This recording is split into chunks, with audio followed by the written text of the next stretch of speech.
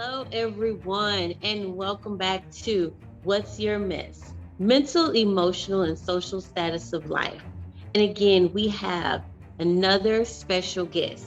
And today, instead of just one special guest, we have two. We have the couple, we have the Harrises, Mr. Albert and Sierra Harris. Go ahead and introduce yourselves, guys. I am Sierra. This is Albert. I introduce my own self. This is Albert. I go by Albert Harris. And this is my wife, beautiful wife, been married to for 10 years. Yeah. 10 more and going. Wow, y'all have been married 10 years? Yeah. June I 1st. did not know that. Congratulations. That is amazing. Thank you. 10 years. Wow. Okay. Yeah. I was like, I was thinking 7, 8, but that is great. So I know that it has not always been a wonderful, amazing 10 years. So can you tell the audience a little bit about one or some of the messes that you have gone through throughout those 10 years of marriage? Let's see. First. Yeah, first. Go ahead. We met at school. I was going to school for a medical assistant. He was doing massage therapy. And Yeah, she was harassing me. so we met. We was kind of just talking and like I'll speak or whatever, but nothing major. And one day I was going home I stopped on the freeway. he flagged me down on the freeway to get my phone number. And we kind of exchanged phone numbers on the freeway and been talking ever since. And so, what? I-10 and Bellway 8, right on the ramp.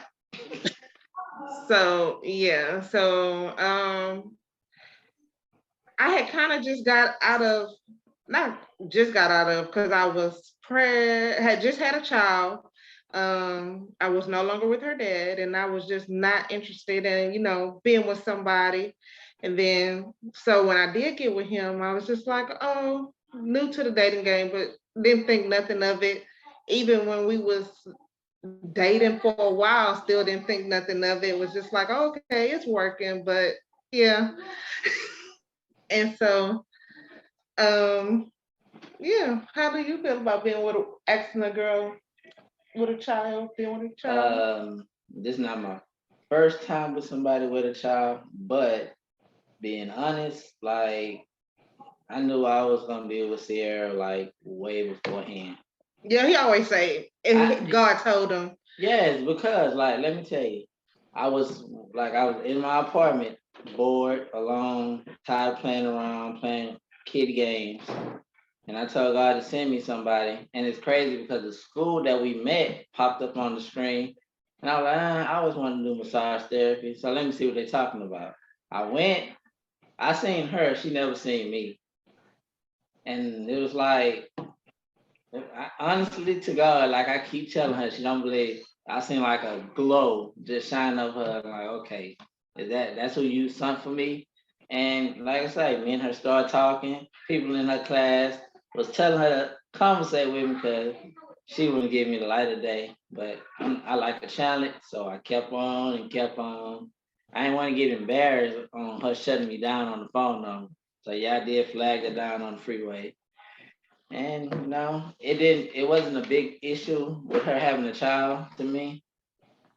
So I mean, the mess we had, just getting her used to being with somebody besides who she was with previously, because she wasn't really trying to be with nobody.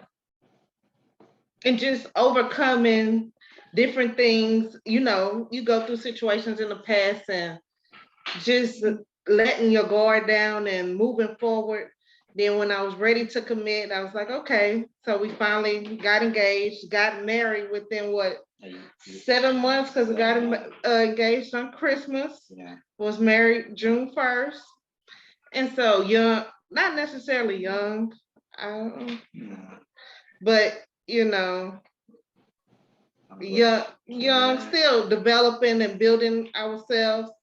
And so just overcoming challenges of being stable, buying our first home, having more kids, um, him doing different job transitions, overcoming financial challenges, and being able to stick with it. Because let me tell you, it's not easy. And I look at my parents. My parents been married 33 years. Let me honestly say my relationship is not like their relationship. I try, but it's different. Um, I strive to be that way, but we not them. we not them. So we have overcome. So let You know, me ask you a question right there, really quickly. You said that y'all were young, but not really young. How old were you? How old were y'all when y'all got married? No, I was 28. yeah, and I was 25. Okay, so y'all were in your 20s, but okay, like you're saying, you're still young, you're still developing, you're still growing. So I heard him say that one of the messages was that you getting used to being with someone again. And then you said it was a challenge to overcome letting your guard down. Like, how did that affect the relationship and the marriage, especially the marriage at the beginning?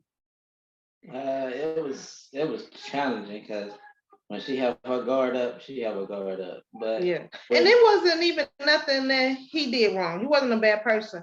It was just like, and I don't want this to come out wrong. When you were in a relationship and you fight so hard to be with somebody and you feel like you invested time and you was really into somebody, and then you end up pregnant, but then after you find out you're pregnant, y'all go y'all separate ways, and just the hardship of that, of somebody you felt like would have been it, but you knew from before you even was pregnant that that wasn't it, but trying to make it work. And then going through a period of finding yourself, and then somebody comes in your life in the middle of you finding yourself, and he doing all the right things. And by the time we officially started talking, Chubb was 8 months going on 9 months. And so he's been there since the very beginning, but just adapting to something I wasn't used to, but still trying to figure myself out, like a restart.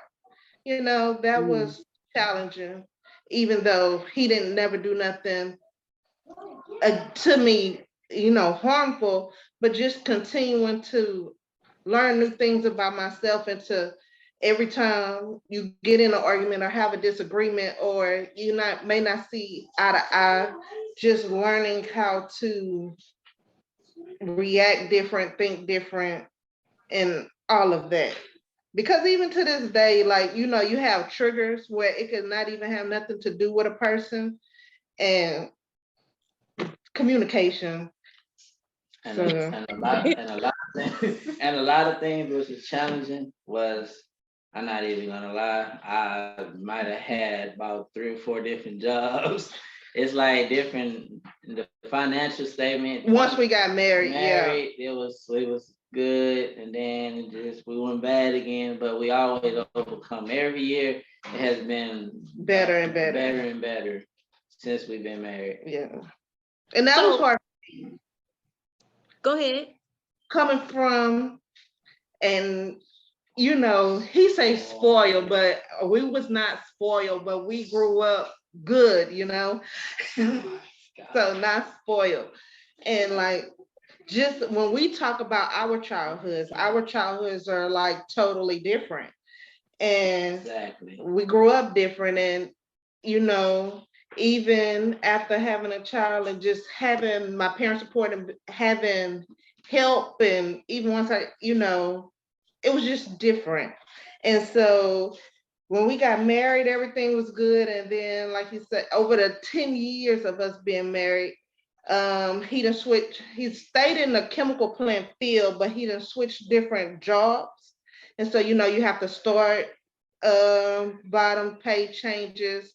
And, once you feel like you somewhere, then you be done brought a car, or we have brought a house, certain stuff change. And then life happens, and then it's you're overcoming and still we being good to each other during the hard times. Because we recently took a hit. We took a hit. Last year we took a hit. But I mean, it worked itself out because it got me somewhere better, because now I am an operator at a plant. You know what I'm saying? So I'm in a good spot. Yeah. So let's go back, because y'all just unpacked a lot right there. So I'm gonna go back because I want to dig a little deeper. Hey. I want to dig a little deeper into the mental state, and how did being married. There's two things that I really want to talk about because y'all just mentioned it. I want to talk about the financial, because you said that there was multiple transitions of employment. I love how you said that. And there was also mentally you having to let your guard down and actually being with someone. And then you also said how you say you felt like y'all were raised differently. Y'all had a different upbringings. So how did that affect y'all mentally when y'all did get together and over these 10 years? Oh, it still affects us. It affects us when we had different outlooks on things. Because he feel like, I mean, which is true, and I want to encourage people, when you're going through things, like keep it in house, but you don't have to struggle by yourself if you don't have to struggle by yourself. And so he's the one we could, of course, everybody pray about it, believe it's going to happen. But we have now like a support system. And sometimes, though he's used to it and know my parents, sometimes I have to watch.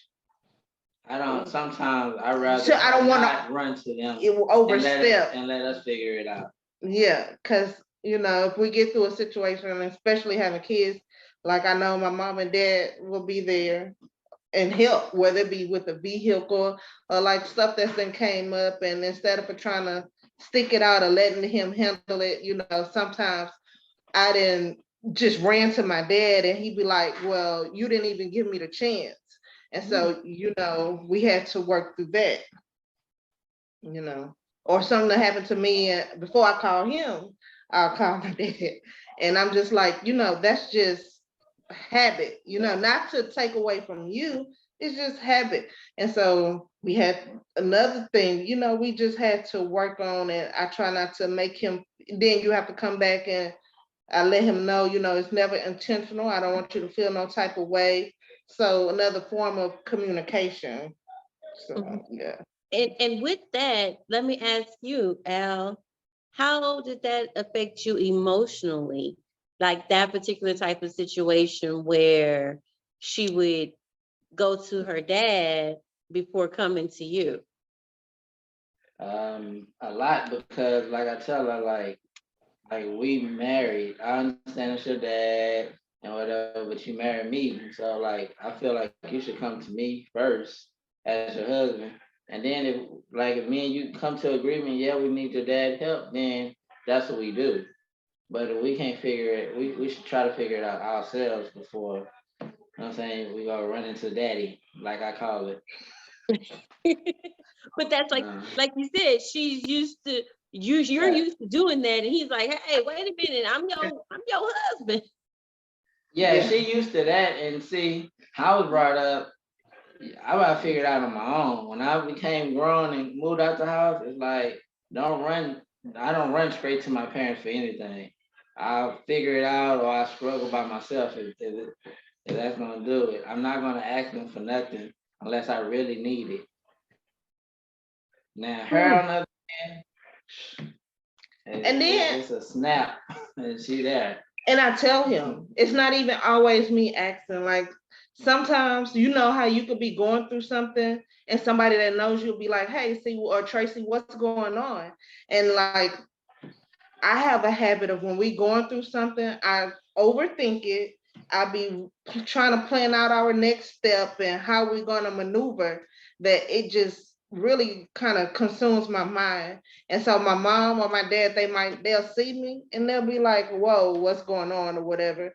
Or they'll be like, what is it that we need to do without, me even necessarily asking. And so, yeah. Okay.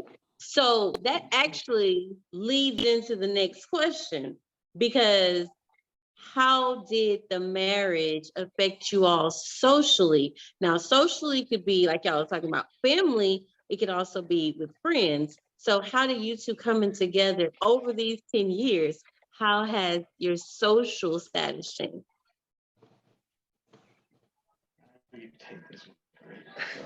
Socially, but once my parents got used to them, that was good because it was somebody that they liked. So that was good. But as far as I don't have too many friends, but my close circle, it was different for them because what I was used to talking to, he wasn't that. So everybody was just like, is this it? So that was, because I was chocolate. He was the talk of conversation for a minute. But it didn't really affect. They were just like, are you sure? But that took some getting used to. But other than that, it was fine. How is it now? No, it's good. Everybody loves you. No, how is your social life? Like that's what she asked me. Oh, it's good. She don't have a social life. I try. My little social life I have is good. I try. When she get invited to event, she'll quick to find a reason to say no, or she got something to do. If I can watch the kids or somebody watch the kids, I try to tell her to go. Now with my social life, yeah, what social life you have? The social life I did have, that has been, I've been trying to gain every year, but it's still not the same. I'm the outgoing, like to go out when people have events. My other side of the family, I'm not as close as I was with them. I'm working. So is on that it. because of me? It's not because of you. It's because how you feel when you're around them. You don't even. Because he used to go out all the time. You don't feel comfortable. And so now he don't hardly go out at all. And so I tell him all the time, like, when your family do stuff, go. Because really, since we done been together now, it's like he done did a 360. He don't go out. He don't do stuff. And I'm like, don't have people thinking that's because of me. But see, it's only because every time I go to family events, they ask, where you at? Where my kids at? And even if I bring one or two, where the rest of them? They want to see it all. And you don't want to come because you be feeling some type of way. I just like being at home. You like being at home, but I'm always with your family. Well, your family's comfortable with me. And I tell him all the time, just because I'm a family-oriented person, well, you don't have to go. Come around mine. And so and be the same as you, same as I be with yours. Okay. Well, that's what we're on the next 10 years. Socially, it sounds like from before you got married, you had a different type of social life. And you sound like you're more, Sierra, you sound like you're more of a.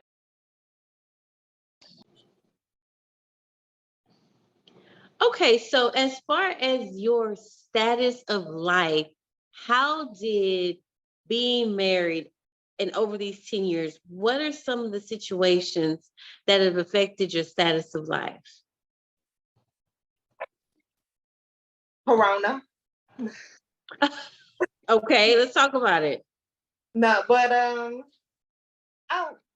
and just like the job changes, but I don't even want to put Corona out there because thank God though he switched jobs and we had to get back afloat, we never lost income. So many people lost income.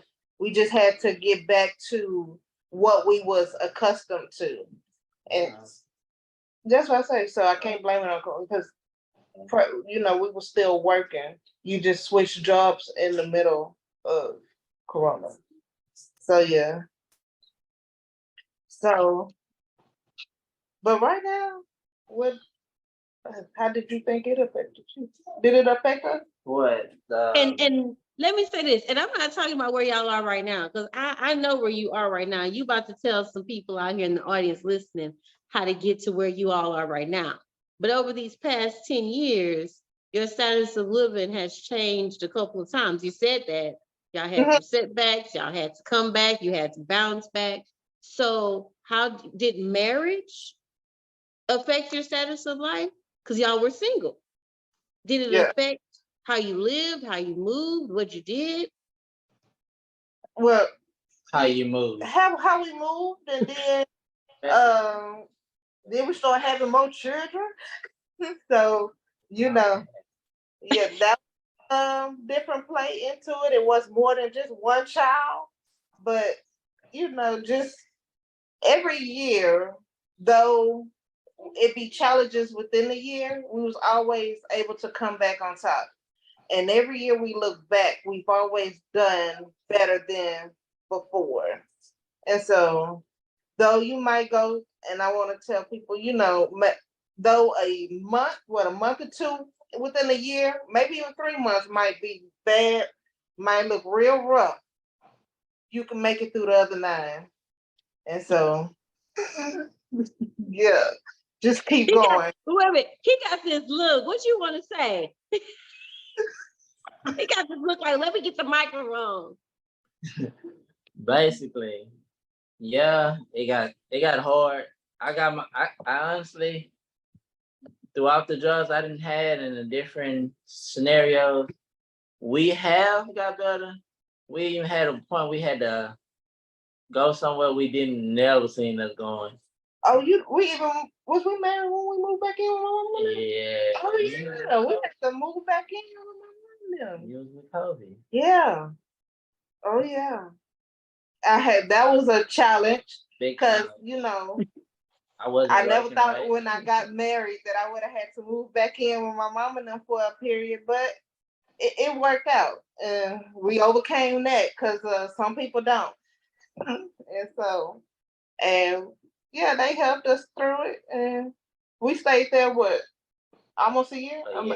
A year. About a year, because we moved in out of there. I forgot all about that. Because when Kobe turned 1, when we moved out. Okay, so yeah, we had to move back in. So your status of life has changed multiple times throughout the 10 years of marriage.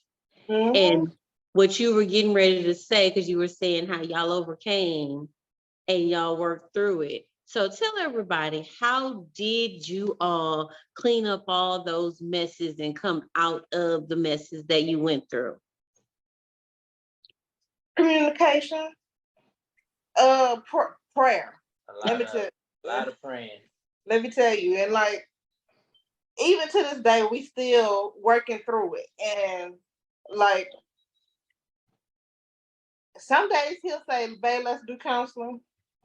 You just have to know what works for you. Counseling ain't gonna work for me because if I go talk to somebody, I'm gonna just talk. I might not listen.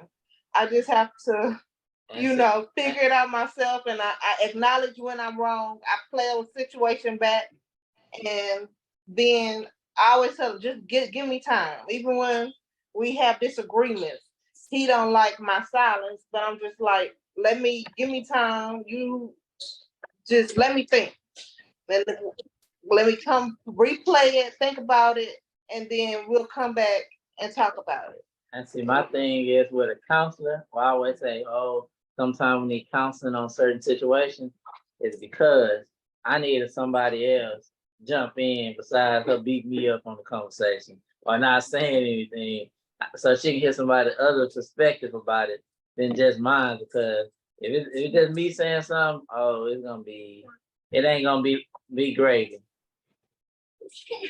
And then another thing, which brings me back to my mom, I don't know. I feel like she really just know me because, I could just be over there picking up my kids or something and she'll just say something or, just be randomly talking and it'd be like, was you listening to in the conversation that I had at my house a day or two ago? And, she'll just, and so that'll be my sign for me to, and sometimes he don't like that. It might take a day or two for us to come back to readdress the situation. But it's another person saying something to her. It's the same thing as going through with a counselor, somebody talking to you.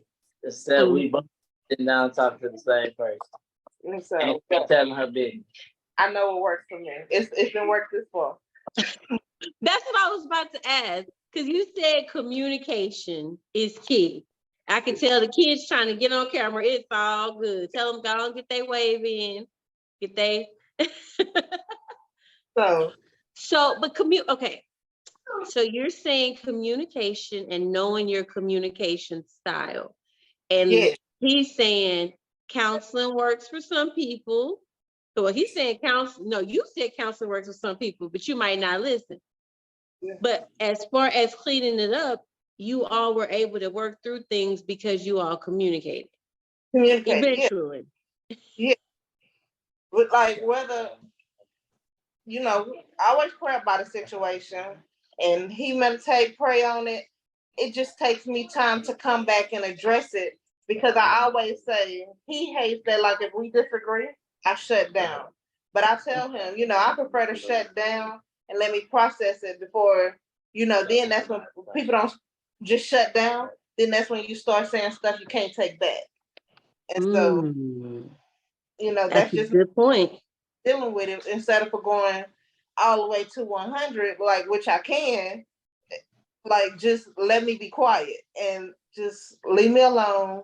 Let me, think about it and figure it out and we'll come back to it. Silence is not my thing. And that's not his thing. And he say, babe, we ain't gonna go to sleep mad. And so I tell him, okay, I'm not mad, but we will readdress it. And so that's what, over the years, that's what we have learned to come to, because we did agree that we won't go to sleep mad at each other. And so if though we hadn't talked it all the way through, I'll be like, okay, I'm not going to go to sleep mad, but just know that we will readdress this situation. And I'm like, just talk it over, get it over with, burn it out the way right now, so we ain't got to worry about it tomorrow. Tomorrow, new day. So, yeah. Okay. And so with that, y'all have learned to work through it. Now, the question is, for the audience, what advice would you give any listeners who are married, going through tough situations? You all said, y'all had so much in this episode. Let's say and someone's in the audience and they're marrying someone who has a child. What would your advice be to them, Mr. Harris? I'll go first. My advice, I got 4 kids. No, but marrying me with a child. But okay, let me intervene because I'm gonna let you talk. But I'm gonna let you talk. What? So for you. Well, for us, I would say set boundaries, but it wasn't as hard because my child's father was not as present. You have some people who parents are more present than others. So I would say boundaries have to be set. Because when he was coming in and out of her life, we had to set boundaries. That was a whole nother issue.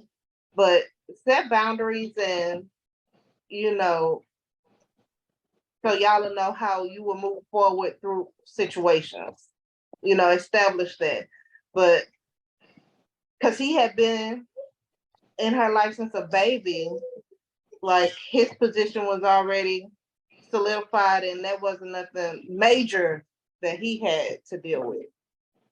Okay, as far as the other parent in the picture.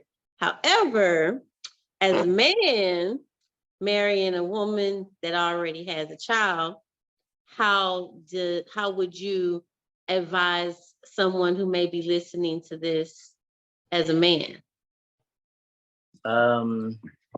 Like she said, piggyback on what she said, he wasn't around, so it wasn't no big jump to me. I knew I have to accept that child because that's a part of her. And I love kids. I love them too much. I got too many of. But what? Stick to a plan. Stick to it. Pray on it. Yep, y'all gonna have y'all ups and downs. You're gonna have a lot of ups and downs. You're gonna have a lot of bumping heads. Just don't give up on it. If that's who you love, that's who you wanted to marry, that's who you said I do to, you think that's your best friend, you're gonna ride or die, you're gonna stick it out. Don't go to bed with the silence. I know she said that calms her. You ain't necessarily gotta go to a counselor. Just sit down, go sit in the car outside in the parking lot. Or sit in the driveway. Just don't bring it around your kids. Don't let your kids, because that's a big thing. Because they see that, they ask questions, they start crying. You don't want that.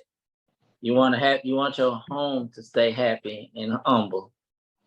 So my thing to the men would be like, stick with her, ride it out. Don't give up on your blessing, because Sierra was my blessing, and she's been my wife for 10 years now, and we got many more to go.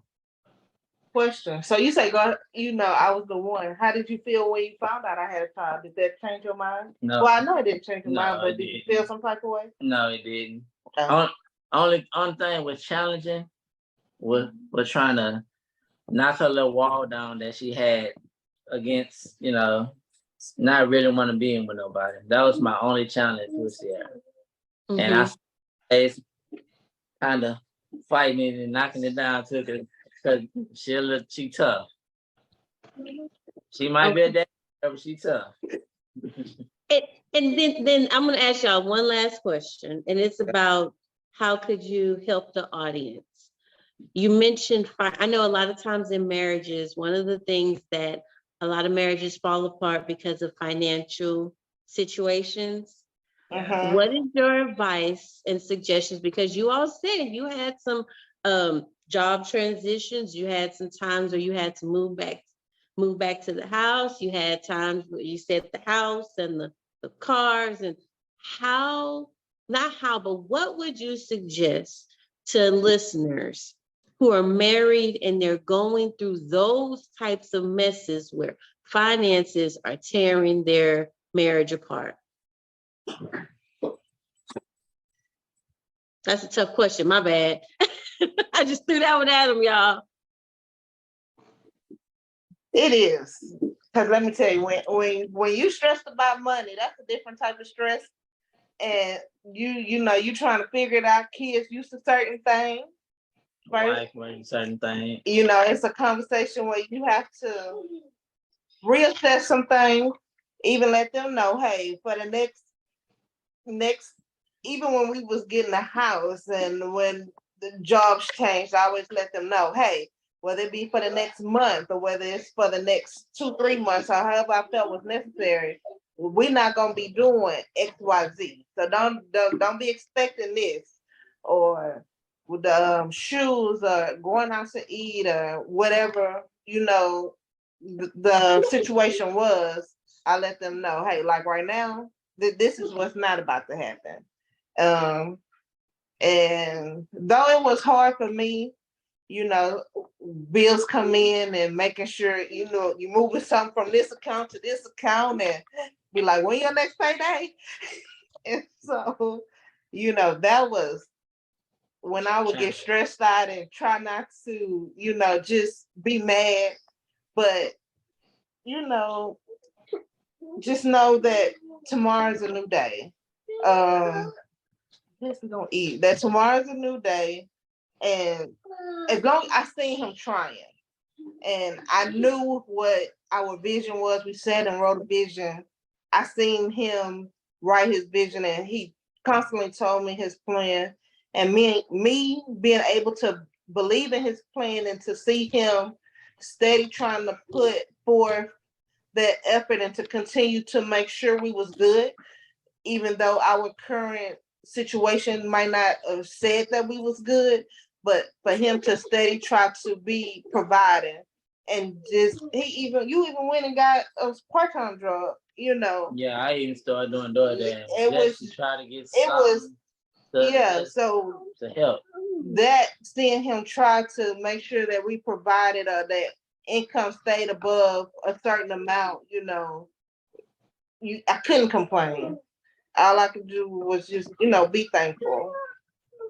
So yeah. Okay. You want to add to that, Al? I know the kids are hungry. She pretty much hit it on, said exactly what probably I would say.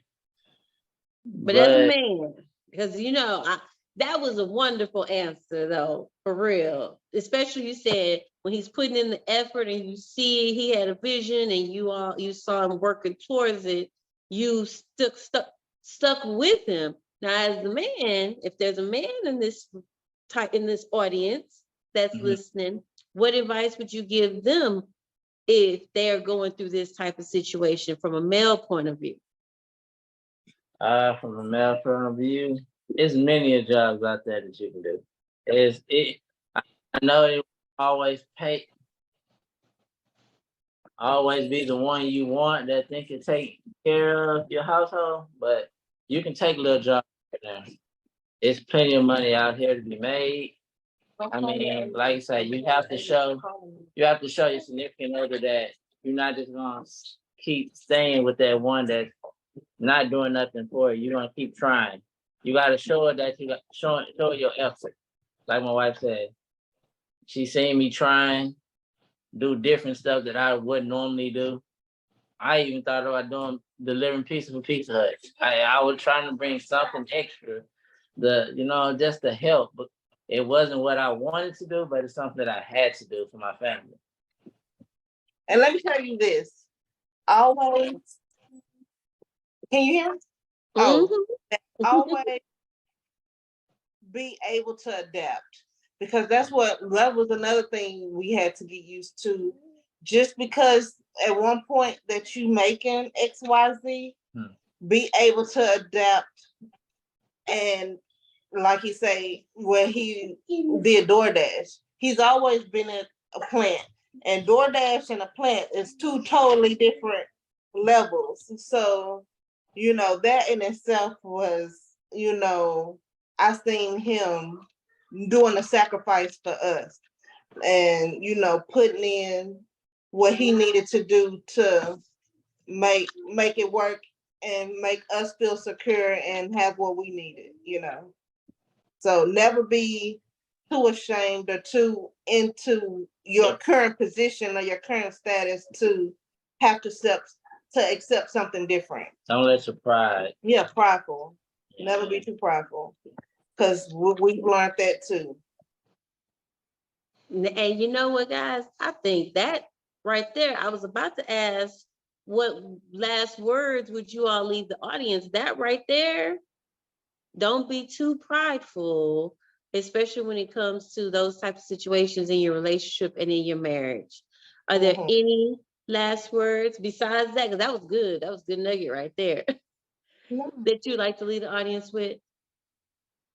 Just continue. Yeah, be positive. I've learned that. Be positive, especially if it's something you want. I mean, you committed to a marriage, and don't speak negative on it, especially if you really want it to work. Don't speak negative on each other. And just continue to put in the work and pray. Continue to pray.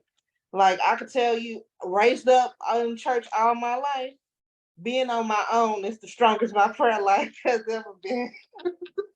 Well, she was brought up on it, but and so I'm just right. But I'm just saying, like, even though I was brought in church up all my life, once I became, especially a mother, like I could really see prayer in my life change, and so pray about it. And sometimes I tell my mom, I don't know if God hears me, but she was like, "Oh, he do." And so I might not always hear him, but then I see stuff working. So I was like, "Oh yeah, he hear me." So just continue to look forward for tomorrow. Tomorrow is always a new day, a fresh start. Exactly. Well, again, I thank you. I thank you both for your time. I thank you for joining us on What's Your Mess, because Hopefully, someone out there listening or watching this episode, hopefully, it'll help their marriage and it'll help them overcome whatever messes and situations that they're going through. And as we wrap up, I'd like to end with a quote that I like to leave with every episode. If you want to be sad, keep thinking about the past. If you want to be anxious and worried, keep thinking about the future.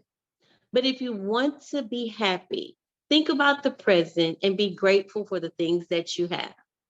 This is Tracy D. Armstrong with What's Your Mess? Have a good one, everyone.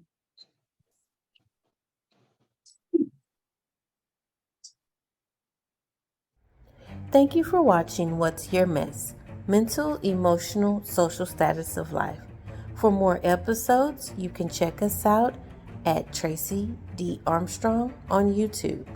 Don't forget to like, share, and subscribe.